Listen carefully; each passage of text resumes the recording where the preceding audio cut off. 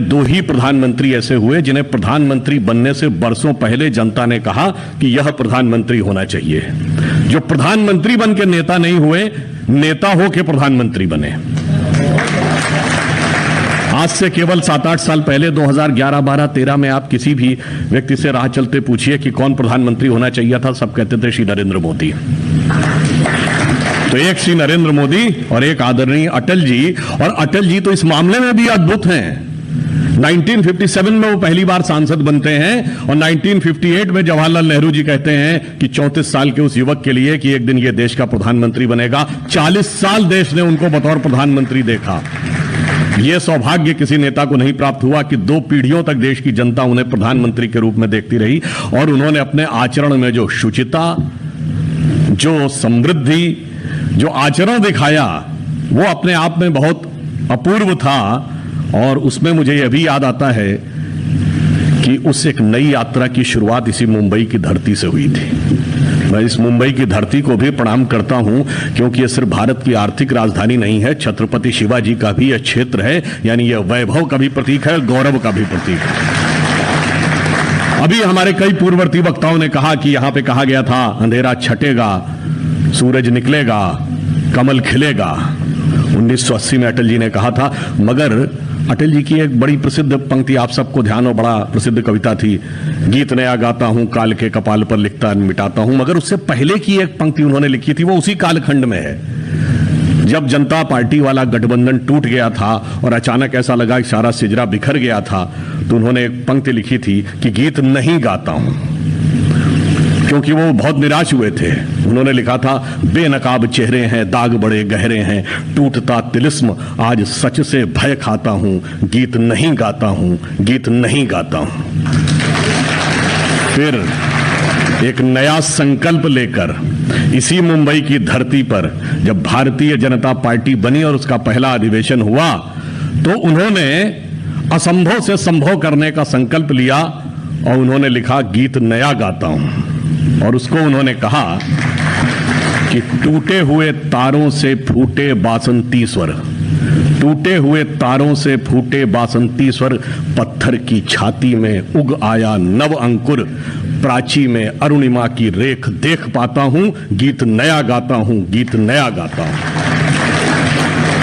और वो जो अंकुर यहां मुंबई की धरती पे 1980 में उगाया था, वो आज मोदी जी के नेतृत्व में वट वृक्ष बन गया। वो जो प्राची में अरुणिमा की रेख गगन पर दिखी थी, वो आज इस गगन पर एक महाविहान बन गया। और आज जो भारत में परिवर्तन आया है, उसे ये कह सकते हैं कि अरुण गगन पर महाप्रगति का अब ये मंगल गान उठा, पर्वत करवट बदला अंगड़ाई ली, सोया हिंदुस्तान उठा।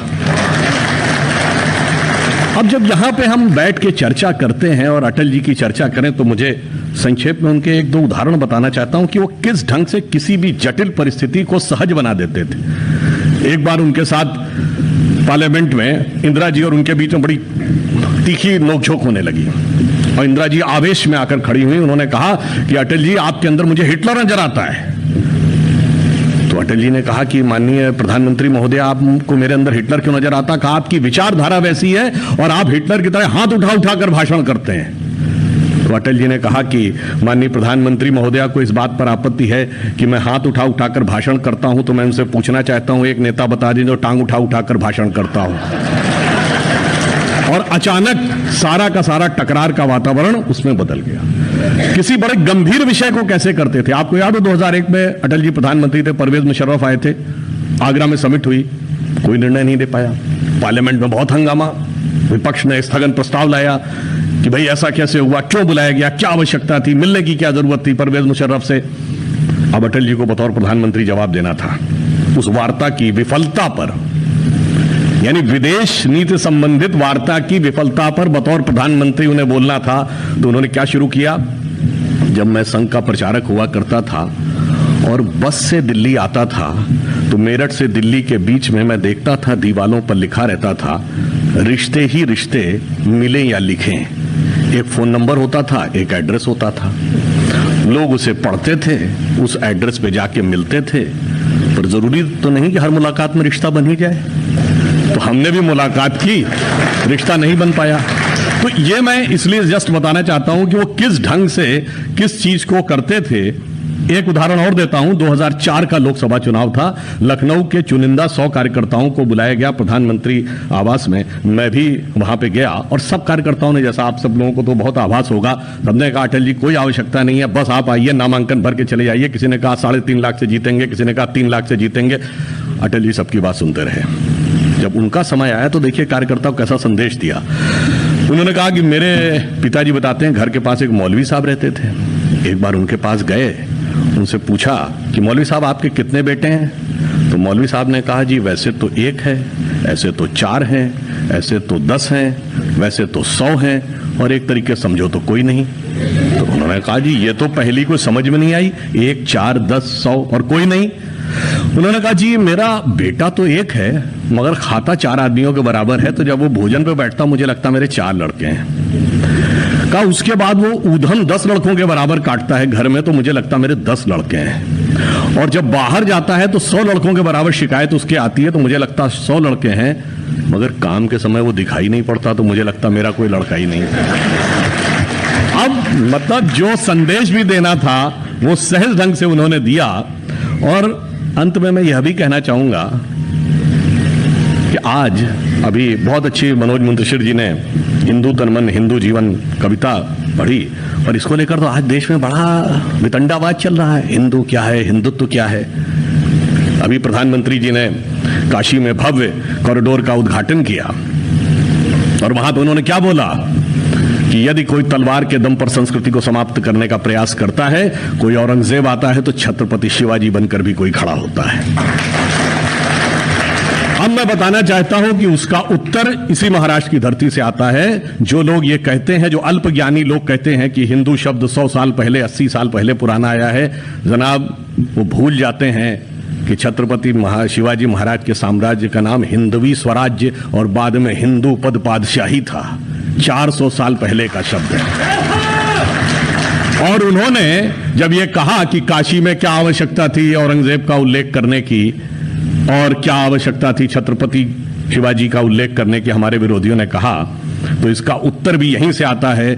शिवाजी महाराज के राजकवि भूषण ने कहा था कि कुंभकर्ण असुर अवतारी औरंगजेब, काशी और प्रयाग में दुहाई फेरी रब की, और तोड़े देव देवालय शहर मोहल्ले के रे, लाखों मुसलमान की ये माला तोड़ी सब की, और काशी करबला होती, मथुरा मदीना होती, शिवाजी ना होते तो सुन्नत होती सब की। इसीलिए फिर उन्होंने लिखा था, जिनको लगता है कि हिंदुत्व शब्द पुराना है उनसे कहो भाई सुनो जाके, शिवाजी के लिए कहा गया था राखी हिंदुवानी का तिलक राखो, स्मृति पुराने राखो, वेद धुन सुनी में, और शाही के सपूत शिवराज शमशीर तेरी, दिल्ली दल दाब के दीवाल राखो दूनी में। मगर आज शिवाजी की परंपरा के एक एक्सक्लूसिव कॉपीराइट होल्डर दिल्ली दल तो छोड़िए इटली दल से दब गए। इसलिए मैं सिर्फ यह कहना चाहूंगा कि मनोज मुंतशिर जी ने अभी हिंदू तन मन कविता सुनाई थी। मुझे बचपन से कविता याद है, 12वीं क्लास से, और उसका जो पहला छंद उन्होंने सुनाया था, लोगों को जिनको हिंदू तो समझ में नहीं आता, तो मैं वो पहला छंद रिपीट करके, एक और छंद था जो शायद उन्होंने छोड़ दिया था, वह भी मैं बता देता हूं। दोनों में अब फिर कहने वालों को एनालिसिस करने दीजिएगा क्या हिंदू है क्या हिंदुत्व है।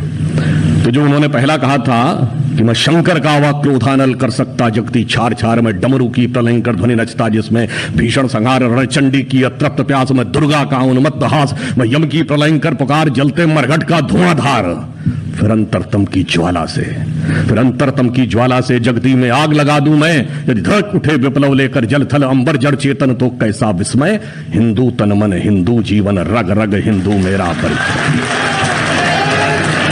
मगर वो सिर्फ इतना ही नहीं है, आगे है वो कैसे करेगा। उन्होंने कहा मैं अखिल विश्व का गुरु महान, जो आपने छोड़ दिया था, मैं अखिल विश्व का गुरु महान, देता विद्या का अमर दान, मैंने दिखलाया मुक्ति मार्ग, मैंने सिखलाया ब्रह्म ज्ञान, मेरे वेदों का ज्ञान अमर, मेरे वेदों की ज्योति प्रखर, मानव के मन का अंधकार क्या कभी सामने सका ठहर, मेरे स्वर्णभ में गहर गहर सागर के जल में छहर छहर, इस कोने से उस कोने तक कर सकते जगती सौरभ में, हिंदू तन मन हिंदू जीवन, रग रग हिंदू मेरा परिचय।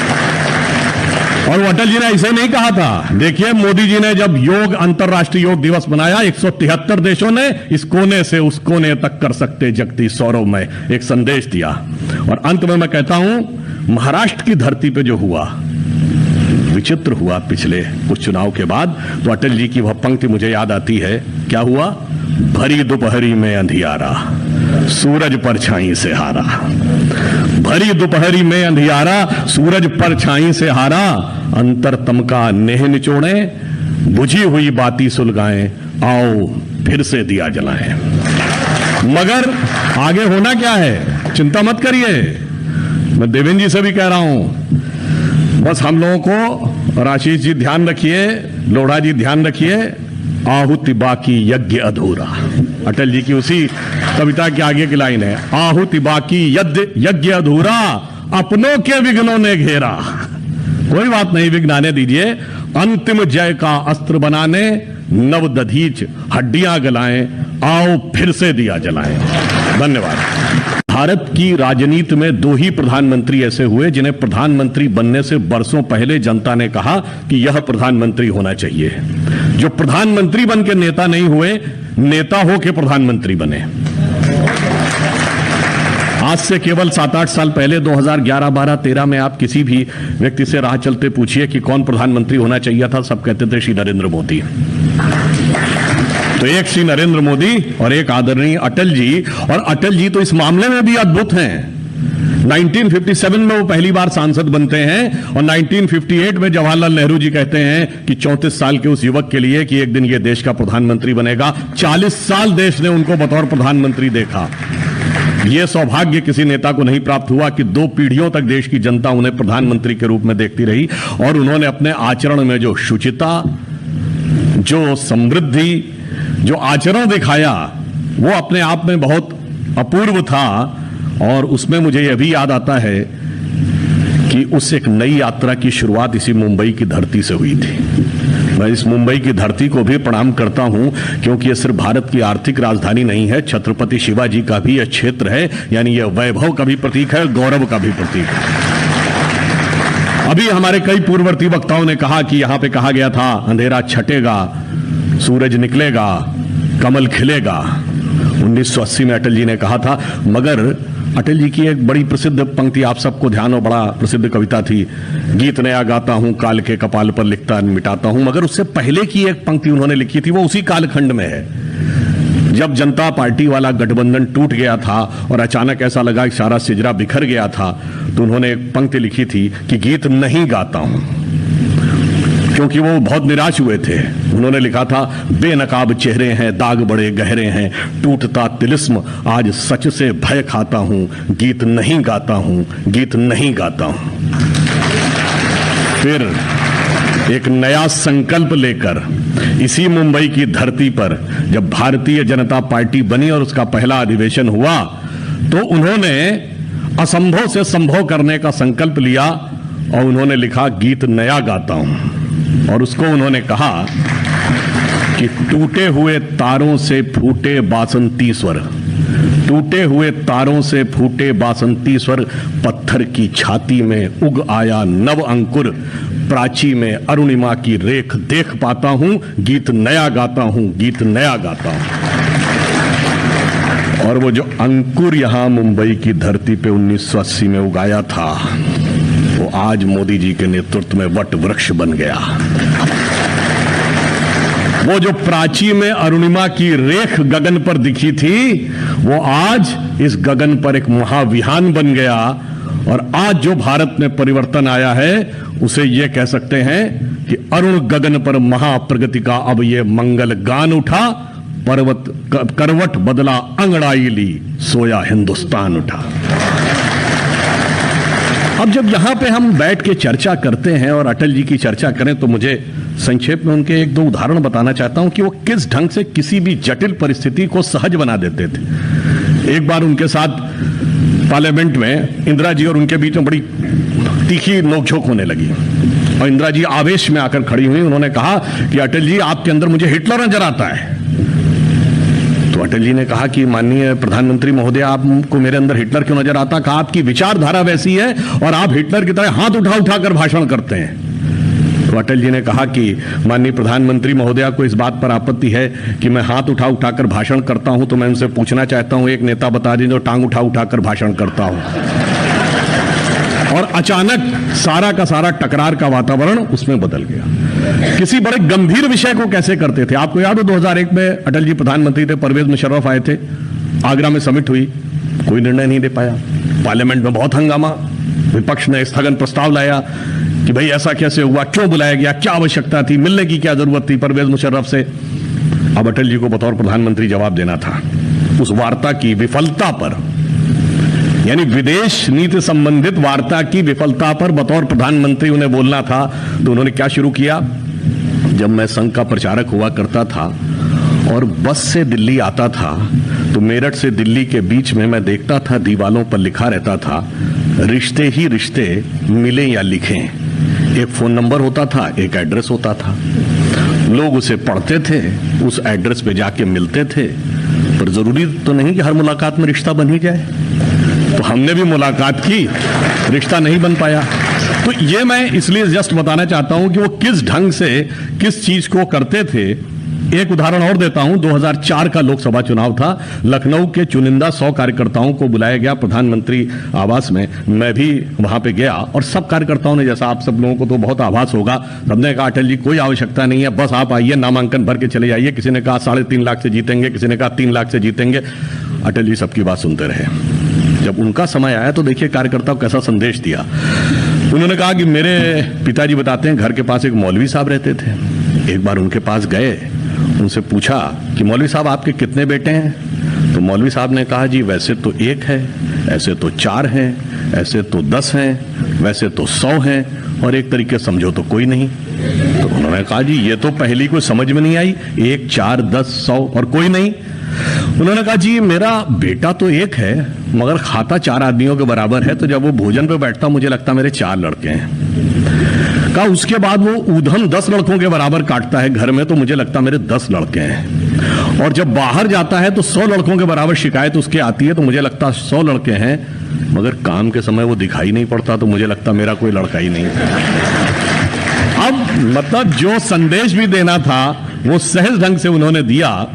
और अंत में मैं यह भी कहना चाहूंगा कि आज अभी बहुत अच्छी मनोज मुंतशिर जी ने हिंदू तन मन हिंदू जीवन कविता पढ़ी, और इसको लेकर तो आज देश में बड़ा वितंडावाद चल रहा है, हिंदू क्या है, हिंदुत्व क्या है। अभी प्रधानमंत्री जी ने काशी में भव्य कॉरिडोर का उद्घाटन किया, और वहां पे उन्होंने क्या बोला कि यदि कोई तलवार के दम पर संस्कृति को समाप्त करने का प्रयास करता है, कोई औरंगजेब आता है तो छत्रपति शिवाजी बनकर भी कोई खड़ा होता है। अब मैं बताना चाहता हूं कि उसका उत्तर इसी महाराष्ट्र की धरती से आता है। जो लोग ये कहते हैं, जो अल्पज्ञानी लोग कहते हैं कि हिंदू शब्द 100 साल पहले, 80 साल पहले पुराना आया है, जनाब वो भूल जाते हैं कि छत्रपति शिवाजी महाराज के साम्राज्य का नाम हिंदवी स्वराज्य और बाद में हिंदू पद पादशाही था। 400 साल पहले का शब्द है।